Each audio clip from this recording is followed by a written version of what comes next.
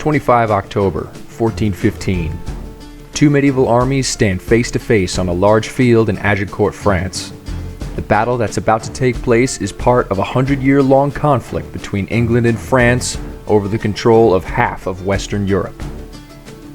The weary English number a little over 6,000 knights and longbowmen, while the well-rested French number almost 15,000 heavy knights and horsemen. The conflict will be violent, bloody, and decisive, but the events that take place today will send a shockwave through Europe and become the beginning of the end of the medieval age. The 100 Years' War would begin as a dynastic struggle between England and France. Though the King of England, Edward III, claimed rights to the French throne, a distant noble, Philip VI, was chosen to succeed his predecessor. On top of this, the southern English territory, Gascony, would be seized and be recognized as French territory. Edward III disputed these claims and formed an army to invade France and take back what was rightfully his. For the next 23 years, Edward and his army raided and pillaged the French countryside and won decisive engagements at Sluys, Crécy, and Poitiers, exhausting the French and bringing them to the bargaining table. The Treaty of Bretonnier briefly ended this conflict and ceded land from southern and northern France to England.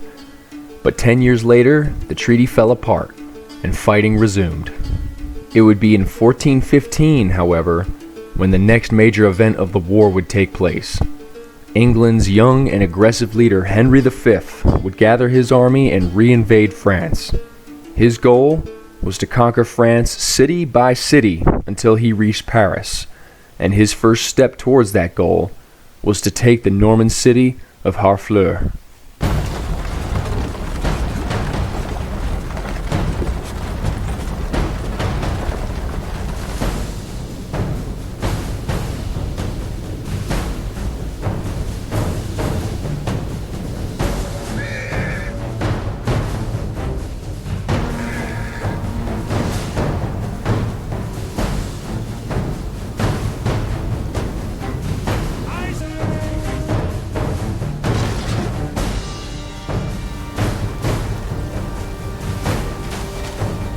Harfleur stood little chance against the English army, but the siege of this city was actually terrible for the English. First, the city would hold out for an entire month before surrendering, slowing Henry's progress and depleting an extremely finite amount of resources.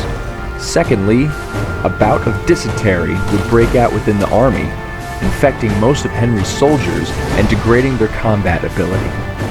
After a month-long siege, Harfleur eventually yielded to the English army, but the cost of the siege in time and manpower took more of a toll on the army than Henry could bear. He would have to abandon his plans and change to more of a show-of-force strategy than a conquering strategy. His plan was to march through northern France to Calais in an effort to display his military might.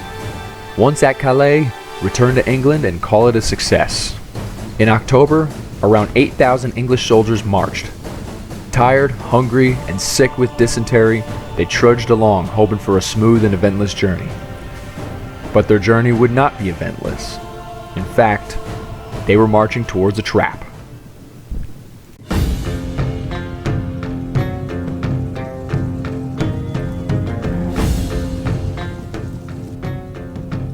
Throughout France, thousands of knights were gathering to intercept the English army. Moving north, they were gathering around Charles D'Albrecht, the Constable of France and the leader of the effort to stop the English. He and his massive army would crush the English and ideally capture Henry alive to ransom him off and avenge their humiliating defeats from previous years.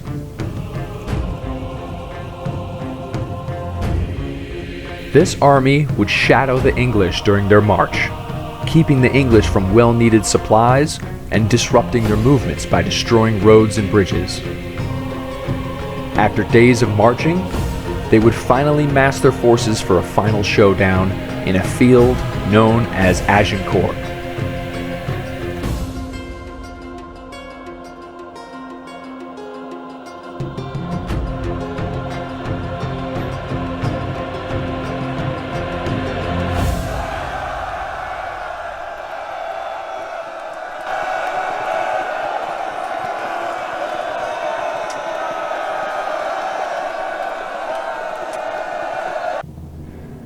Both forces would meet each other on the battlefield on 24 October. But following a parley by Henry and Charles, it was agreed that both forces would not fight until the following day. Instead, both armies would encamp for the rest of the night. It rained hard in Agincourt that evening. On top of being soaking wet, the English were starving, sick, and exhausted from days of marching. The French, on the other hand, were fresh, confident, and excited about the following day. Many got drunk and even had fistfights to determine who would be in the first waves. They would be well rested or hung over by morning.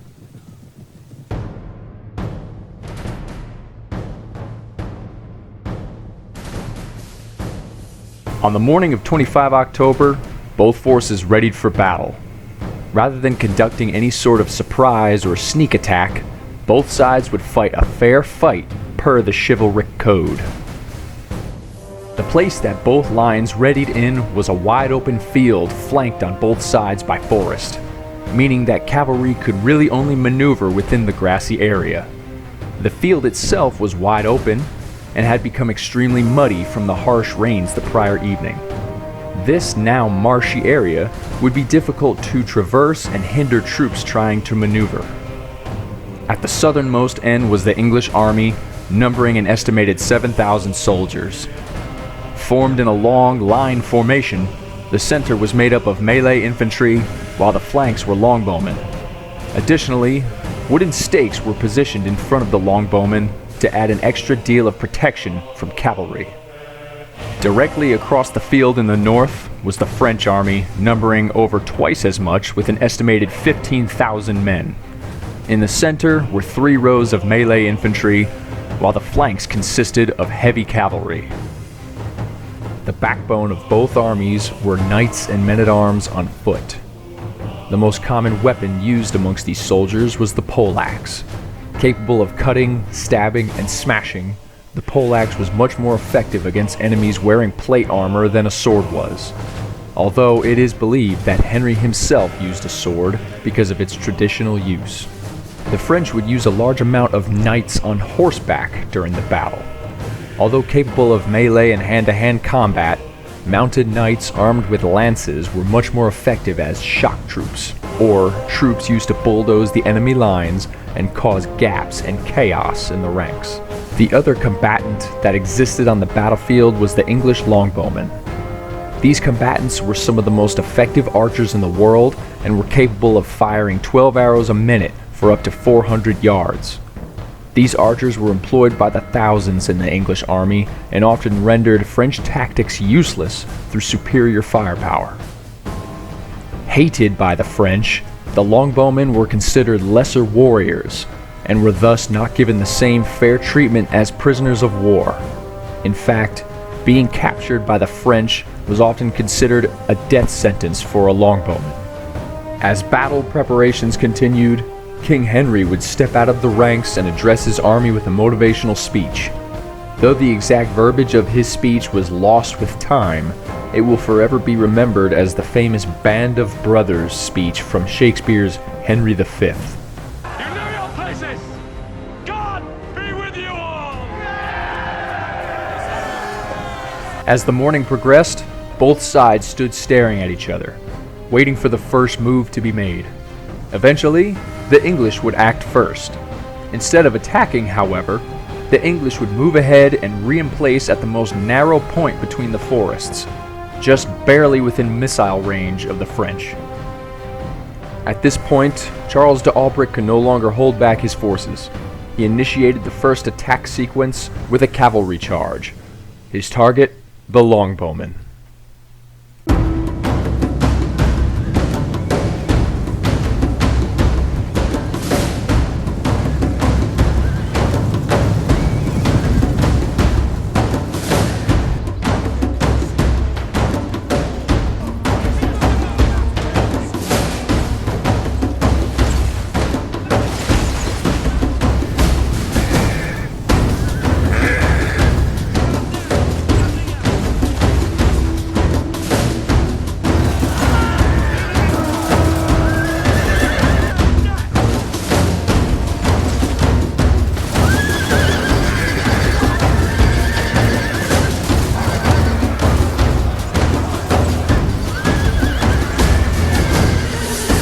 cavalry charge was chaotic and unsuccessful.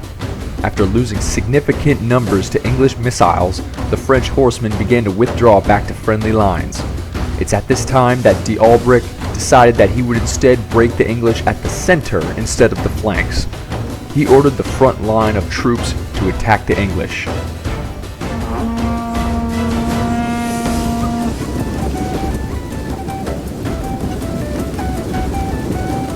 As the French foot soldiers charged forward, they found themselves unexpectedly bogged down. Over-encumbered with heavy plate armor, the soldiers had difficulty trudging through the muddy swamp, not only exhausting them, but leaving them vulnerable to the English archers.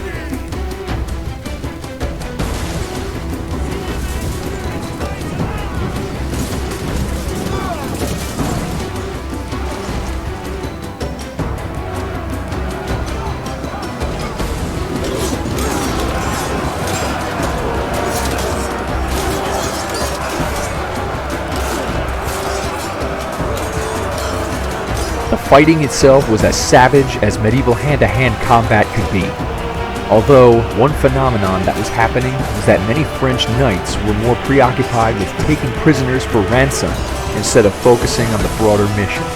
This action would be their undoing, as the English were not breaking as easily as expected. From the French rear, Charles D'Albrecht would have struggled to make any sense of what was going on, but concluded that after a period of time, the English line continued to hold strong. After seeing no significant gains, Charles decided to send forward his second line, of which he himself would take part. King Henry was also deep in the fighting. Standing side by side with his men, he held strong and kept his line from breaking.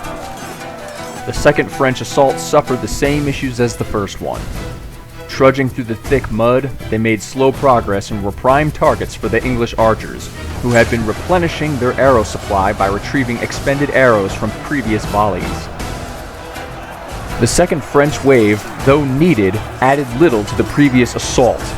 The reinforcements did little more than pile up behind the first wave without adding any additional combat effectiveness. Despite being unable to break the English, the French were pushing the English back under the weight of their advance. However, in doing so, the French failed to protect their flanks, leaving them exposed to the longbowmen.